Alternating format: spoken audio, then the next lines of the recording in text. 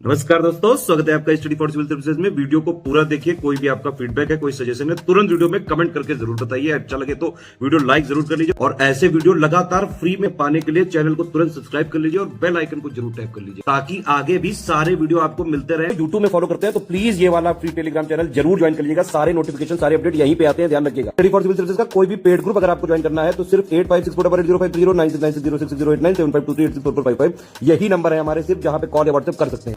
Instagram पे हमारा page जरूर फॉलो कर लीजिएगा, स्टडी फॉर सिविल .सर्विसेज है। ट्विटर पे हमको जरूर फॉलो कर लीजिएगा, @स्टडी फॉर सिविल्स है। सारे क्वेश्चन अटेम्प्ट करिए और स्कोर अपना तुरंत कमेंट करके बताइए। नमस्कार दोस्तों, आप सभी का स्वागत है स्टडी फॉर एग्जाम्स में। दोस्तों, आज से हम लोग सामान्य अध्ययन के विज्ञान विषय से रिलेटेड कुछ मोस्ट इम्पॉर्टेंट क्वेश्चन की प्रैक्टिस करेंगे। यह आपके आगामी exam UPPSC prelims, RO, junior assistant से जितने भी आगामी एग्जाम होने वाले हैं उन सभी के लिए काफ़ी बेनिफिशियल साबित होगा। वीडियो शुरू करने से पहले बताना चाहता हूँ, यूपीपीएससी प्रीलिम्स, आरओ, बीओ सहित हमारे कई पेड ग्रुप चल रहे हैं। अगर आप इन पेड ग्रुप जुड़ना चाहते हैं तो ये हमारे दिए गए नंबर है, इस पर कॉल या व्हाट्सएप करके जो है जानकारी प्राप्त कर सकते हैं। तो आइए हम वीडियो शुरू करते हैं। देखते हैं पहला प्रश्न। भारतीय मिट्टी के ICR वर्गीकरण के अनुसार निम्नलिखित में से भारत में मौजूद मिट्टी का सही अवरोही क्रम आपको पहचानना है। एंटीसोल, वर्टिसोल, एंटीसेप्टिसोल और मोलिसोल, इसको जो है अवरोही क्रम में आपको दर्शाना है। ऑप्शन आप लोगों चारों ऑप्शन आप लोगों के सामने दिया गया है, आप लोग ऑप्शन पढ़ लीजिए। भारतीय मिट्टियों में जो सबसे अधिक जो क्षेत्रफल रहा है वह एंटीसेप्टिक का रहा है, एंटीसेप्टिसोल का रहा है और इसका विस्तार लगभग 40% मिट्टियों के बराबर है। टोटल मिट्टियों का लगभग 40% एरिया जो है ये कवर करता है भारतीय मिट्टियों में। दूसरा आपका होता है आप एंटीसोल है, ये लगभग 28% के क्षेत्रफल फैला हुआ है। फिर आपका आता है वर्टिसोल और ये आपका लगभग 8.5% जो है क्षेत्रफल इसका है। और सबसे कम इनमें जो है आपका मोलिसोल है, इसका जो है लेस देन 1% है, 1% से भी कम इसका क्षेत्रफल है भारतीय मिट्टियों में। तो सबसे अधिक क्षेत्रफल आपका एंटीसेप्टिसोल का है, फिर आपका एंटीसोल का है, फिर आपका वर्टिसोल का है, अंत में आपका मोलिसोल का है। इस प्रकार जो है 3, 1, 2, 4 और ये आपके ऑप्शन सी में दिया गया है, सी में दिया गया है। तो इसका जो ऑप्शन सी है आपका सही है। आते हैं अगला प्रश्न लो। यहाँ पर आपको पहचानना कौन जो है सही सुमेलित नहीं है। विटामिन ए संतरा, विटामिन सी नींबू, विटामिन डी कॉड मछली का तेल, विटामिन B6 धान का चोकर। आपको पहचानना कौन सही सुमेलित नहीं है। नींबू में विटामिन सी होता है, कॉड मछली के तेल में विटामिन डी होता है, धान की चोकर में विटामिन B6 होता है, संतरी में जो है विटामिन ए नहीं होता बल्कि विटामिन सी होता है। तो इसका जो ऑप्शन ए है वो आपका सही है, संतरी में जो आपका विटामिन सी होता है। आए थे अगला प्रश्न लोग। रक्त में निम्नलिखित में से किसकी उपस्थित कारण जो है ब्लू बेबी सिंड्रोम होता है। हीमोग्लोबिन, मेथाग्लोबिन, लेड या नाइट्रेट। तो इसका जो सही आंसर है वो ऑप्शन डी, नाइट्रेट के उपस्थिति कारण जो है ब्लू बेबी सिंड्रोम होता है। 6 महीने के छोटे जो शिशु होते हैं उनमें जो है नाइट्राइट में बदल जाता है और यह जो है नाइट्राइट रक्त के साथ मिलकर मेथ में ग्लोबिन बनाता है और यही जो है ऑक्सीजन को जो है फंसा लेता है और इस कारण जो है बच्चे की जो त्वचा होती है वो नीली पड़ जाती है। तो यह जो कारण होता है वो आपका नाइट्रेट कारण होता है। इसका जो ऑप्शन डी है आपका सही है। रिंगलमेल स्केल का प्रयोग किसके घनत्व मापने में होता है। धुआं, प्रदूषित जल, कोहरा या ध्वनि। रिंगलमेल जो स्केल है इसका जो उपयोग होता है वो धुएं के घनत्व को मापने में उपयोग होता है। इसका जो ऑप्शन ए है वो आपका सही है। और फ्रांसीसी प्रोफेसर थे रिंगलमेल, इन्हीं के नाम पर जो है यह नाम दिया गया है और इसको जो है रिंगलमेल ने ही बनाया था और उन्हीं के नाम पे जो है इसका नाम किया गया है। आपको बताना है किस कण पर शून्य आवेश होता है। पॉजिट्रॉन, न्यूट्रिनो, इलेक्ट्रॉन या अल्फा कण। शून्य जो आवेश होता है वह आपके न्यूट्रिनो पर होता है। इसका जो ऑप्शन बी वो आपका सही है। इलेक्ट्रॉन तो आपका माइनस होता है और इलेक्ट्रॉन का जो विपरीत होता है आपका पॉजिट्रॉन होता है। यह भी आप लोग नोट कर लीजिएगा। इसका जो ऑप्शन बी है आपका सही है। पॉजिट्रॉन जो है वह इलेक्ट्रॉन का प्रतिकण होता है। यहाँ पर 4 रोग दिए हैं, आपको पहचानना कौन रोग जो है मच्छर वाहक नहीं है। डेंगू ज्वर, फाइलेरियासिस, निद्रा रोग या मलेरिया। मच्छर वाहित जो रोग हैं वो आपके डेंगू है, फाइलेरियासिस है और मलेरिया है। निद्रा रोग जो होता है वह सीसी एक मक्खी होती है उसके काटने जो है वह होता है, और यह एक परजीवी रोग होता है। और इसके जो परजीवी के नाम है वह ट्रिपैनोसोमा ब्रूसी जो है इसका नाम है। यह निद्रा रोग जो है यह परजीवी रोग है और इसके मच्छर वाहक इसका नहीं कारण होता है। यहाँ पर सूची 1 को सूची 2 से आपको मिलान करना है। Vitamin, enzyme, hormone, protein, pepsin, carotene, keratin, progesterone. Option आप लोग पढ़ लीजिए। कैरोटीन जो है यह एक विटामिन है। पेप्सिन जो है यह एक एंजाइम है। प्रोजेस्टेरॉन जो है यह एक हार्मोन है और केराटिन जो है यह एक प्रोटीन है। तो इस प्रकार जो है कैरोटीन एक विटामिन है, पेप्सिन एंजाइम है, प्रोजेस्टेरॉन जो है यह महिला हार्मोन होता है और जो पुरुष हार्मोन होता है वह टेस्टोस्टेरोन होता है। टेस्टोस्टेरोन जो है यह पुरुष हार्मोन होता है और प्रोजेस्टेरॉन जो है आपका महिला हार्मोन होता है और केराटिन जो आपका एक प्रोटीन होता है। तो इस प्रकार जो है इसका जो ऑप्शन डी है वह आपका सही है। आते हैं अगला प्रश्न लो। यहाँ पर भी आपको सुमिलित करना, एक तरफ क्रांति दी, दूसरी तरफ क्षेत्र दिया गया है। पीली क्रांति, श्वेत क्रांति, नीली क्रांति, हरित क्रांति, दुग्ध उत्पादन, खाद्य उत्पादन, तिलहन उत्पादन और मछली उत्पादन। पीली क्रांति जो है यह तिलहन से संबंधित है, श्वेत क्रांति आपका दूध संबंधित है, नीली क्रांति मछली संबंधित है और हरित क्रांति आपकी खाद्यान्न उत्पादन से संबंधित है। तो इस प्रकार जो है इसका जो सही आंसर हो जाएगा वो ऑप्शन बी इसका सही आंसर हो जाएगा। पीली क्रांति तेल उत्पादन संबंधित है, श्वेत दुग्ध उत्पादन संबंधित है, नीली क्रांति आपकी मछली उत्पादन और हरित क्रांति आपके खाद्यान्न उत्पादन से संबंधित है। और हरित क्रांति के भारत में जो जनक रहे हैं हरविंद, आप लोग जो है हरित क्रांति के जो भारत में जनक रहे हैं उनका अभी हाल ही में निधन हुआ है। आप लोग उनका कमेंट बॉक्स में बताएंगे उनका क्या नाम था जिनका अभी हाल ही में निधन हुआ है। आते हैं अगला प्रश्न लोग। यहाँ पर भी एक तरफ भौतिक राशियाँ दी गई, दूसरी तरफ जो है एसआई मात्रक दिए गए हैं। आपको जो सूची 1 से सूची 2 से मिलान कराना है। दाब, बल, ताप, ऊर्जा, न्यूटन, केल्विन, पास्कल और जूल। इसके 4 विकल्प दिएगा, आप लोग विकल्प पढ़ लीजिए। दाब का जो मात्रक होता है वो आपका पास्कल होता है, बल का मात्रक न्यूटन होता है, ताप का मात्रक आपका केल्विन होता है और ऊर्जा का मात्रक जूल होता है। तो इस प्रकार जो है इसका जो सही आंसर हो जाएगा वो ऑप्शन डी इसका सही आंसर हो जाएगा। पास्कल जो है दाब का मात्रक है, बल का मात्रक न्यूटन होता है, ताप का मात्रक केल्विन होता है और ऊर्जा का मात्रक आपका जूल होता है। आते हैं अगला प्रश्न लोग। मानव हृदय में कक्षों की संख्या कितनी होती है? 1, 2, 3 या 4? तो मानव हृदय में टोटल जो कक्षों की संख्या होती है आपकी 4 होती है।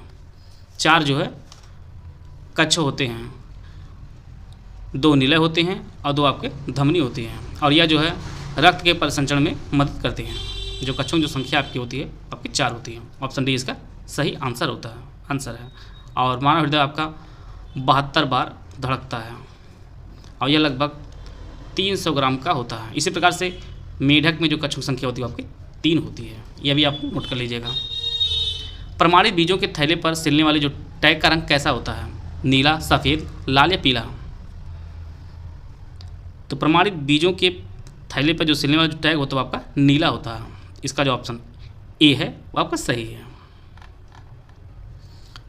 आपका पहचानना कौन जो है सही सुमिलित है? चुकंदर चीनी, शहद ग्लूकोज और फ्रक्टोज, कपास सेलुलोज, दुग्ध लैक्टोज। इसके लिए 4 विकल्प दिया गया, आप लोग विकल्प पढ़ लीजिए। परीक्षा में आपके इसी प्रकार से प्रश्न देखेंगे।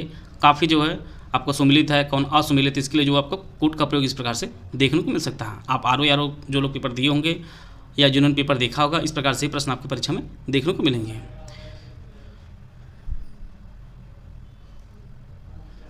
तो ये जो है सभी जो है आपस में सुमिलित हैं। लैक्टोज जो है ये दूध में पाया जाता है, सेलुलोज आपके कपास में होता है, ग्लूकोज और फ्रक्टोज आपके शहद में होता है और चीनी का जो मात्रा होती है वो आपके चुकंदर में पाई जाती है। तो ये सभी आपके सभी सुमिलित हैं। तो इसका जो ऑप्शन डी है आपका सही है। आते हैं अगला प्रश्न लोग। एट्राजिन, ब्यूटाक्लोर, पैराक्वाट और एलाक्लोर ये दिए गए हैं। आपको पहचानना जो है इसका उपयोग खरपतवार नाशी के रूप में उपयोग होता है। इसके 4 विकल्प दिया गया, विकल्प आप लोग पढ़ लीजिए। खरपतवार नाशी के रूप में जो है एट्राजिन का भी प्रयोग होता है, ब्यूटाक्लोर का भी इस्तेमाल होता है, पैराक्वाट का इस्तेमाल होता है और एलाक्लोर, इन चारों का जो इस्तेमाल है वह खरपतवार नाशी के रूप में इनका उपयोग होता है। तो इसका जो सही आंसर है वो आपका ऑप्शन डी दिया गया है। आप लोग देखे होंगे जैसे कोई भी फसल होती है, जब खरपतवार नाशी का उपयोग किया जाता है तो उसके आसपास जो है कुछ अनचाही जो है खरपतवार उग जाते हैं, उनको विनष्ट करने के लिए जो है इसका प्रयोग किया जाता है खरपतवार नाशी को। इनमें जो आपका एट्राजिन है, ब्यूटाक्लोर है, पैराक्वाट है और एलाक्लोर है, इसका उपयोग किया जाता है जो है मुख्य फसल को प्रभावित नहीं करते हैं। इसका जो ऑप्शन डी है वो आपका सही है। जल में बर्फ का कितना भाग जल की सतह से बाहर रहता है? 1/8, 1/10, 1/9 या 1/11। बर्फ अगर तैर रहा है तो उसका जो है 1/10 भाग जो है वह ऊपर रहता है, बाकी 9 भाग जो आपका नीचे रहता है। 1 भाग ऊपर रहता है और 9 भाग आपका नीचे रहता है। तो टोटल जो है इसका जो सही आंसर हो जाएगा वो आपका 1/10। अगर प्रश्न में यह पूछता कि जल में बर्फ़ का कितना भाग जो है जल के नीचे रहता है तो आप आंसर लगाते 9/10, इस प्रकार से इसका आंसर लगा सकते थे। परंतु यहाँ पर जो है ऊपरी भाग पूछा रहा है तो आपका 1 भाग जो है बाहर की तरफ रहता है और 9 भाग आपका अंदर तरफ रहता है। तो इसका जो ऑप्शन सी है वो आपका सही है। आते हैं अगला प्रश्न। जब कोई जहाज नदी से निकलकर सागर में प्रवेश करता है तो वह कुछ ऊपर उठ जाता है। कथन है, कारण है सागर के जल का घनत्व नदी के जल घनत्व से अधिक होता है। ए आर दोनों सही हैं, आर ए की व्याख्या करता है। ए आर दोनों सही हैं, आर ए की व्याख्या नहीं करता है। ए सत्य है परंतु आर असत्य है, ए असत्य है परंतु आर सही है। तो इसका जो पहला जो कथन है आपका सही है कि जब कोई जहाज नदी से निकलकर सागर में प्रवेश करता है तो वह कुछ ऊपर उठ जाता है, और यह कारण सिर्फ ये इसलिए होता है क्योंकि सागर के जल का जो घनत्व होता है नदी के जल घनत्व के अधिक होता है। तो यह जो है ए आर जो दोनों स्टेटमेंट कथन और कारण दोनों सही है, और आर जो है यह ए की व्याख्या भी करता है। तो इसका जो ऑप्शन ए है वो आपका सही हो जाएगा। इस प्रकार से आपकी परीक्षा में आर ओ जो पेपर हुआ है, इस प्रकार से आप लोग देखेंगे कथन कारण से आपको बहुत सारे प्रश्न देखने को मिले थे। इसीलिए आप लोगों को इस प्रकार के प्रश्नों की भी प्रैक्टिस करा दी जा रही है।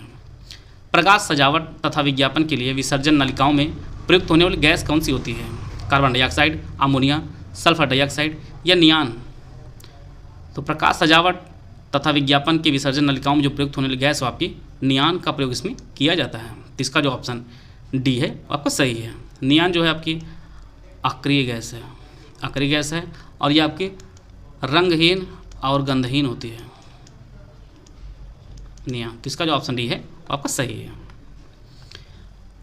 कथन खतरे का सिग्नल लाल रंग का बनाया जाता है। लाल रंग का प्रकीर्णन सबसे कम होता है। ऑप्शन आप लोग पढ़ लीजिए।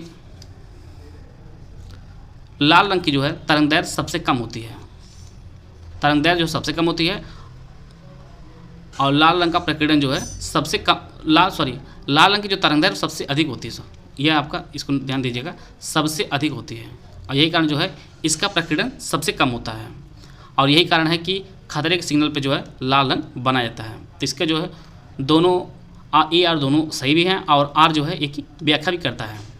आप लोग एक बार फिर से ध्यान दीजिएगा, लाल रंग की जो तरंगदैर्घ्य होती है वह सबसे अधिक होती है, और इसका जो प्रकीर्णन होता है वो सबसे कम होता है, और यही कारण जो है खतरे पर सिग्नल के रूप में जो है लाल रंग का प्रयोग किया जाता है। तो इसका जो ऑप्शन ए है वो आपका सही है।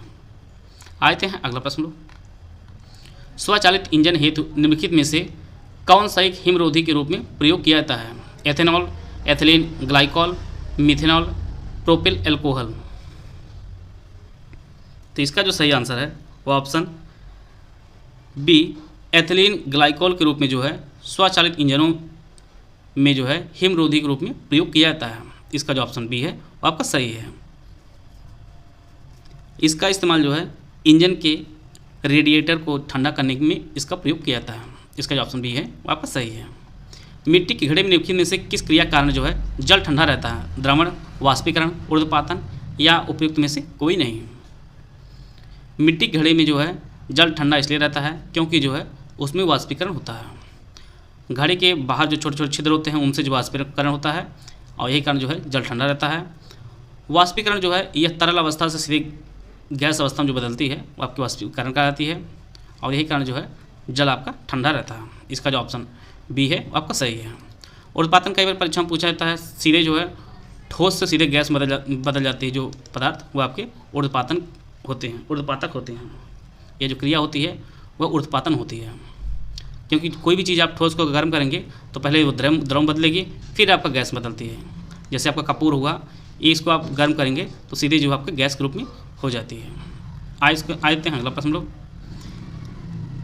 सीटी स्कैन में किसका प्रयोग किया जाता है? अवरक्त किरणें, पराश्रव्य किरणें, दृश्य किरणें या एक्सरे किरणें? सीटी स्कैन का जो फुल फॉर्म होता है वह कंप्यूटेड टोमोग्राफी होता है। शरीर के अंदर की तस्वीर लेने के लिए इसका उपयोग किया जाता है, और इसमें जो है एक्सरे किरणों का उपयोग किया जाता है सीटी स्कैन में। और इसकी जो खोज है वो विलियम रॉन्टजन ने की थी, और इसी कारण इन्हें जो है नोबेल पुरस्कार भी दिया गया था, रॉन्टजन जी को एक्सरे किरणों की खोज करने के कारण। तो इसका जो ऑप्शन डी है वो आपका सही है। और रॉन्टजन जो है आपके जर्मन के वैज्ञानिक थे। आशा है आप सभी को बहुत कुछ जानने को मिला होगा। मिलते हैं नेक्स्ट वीडियो में, तब तक जय हिंद, जय भारत।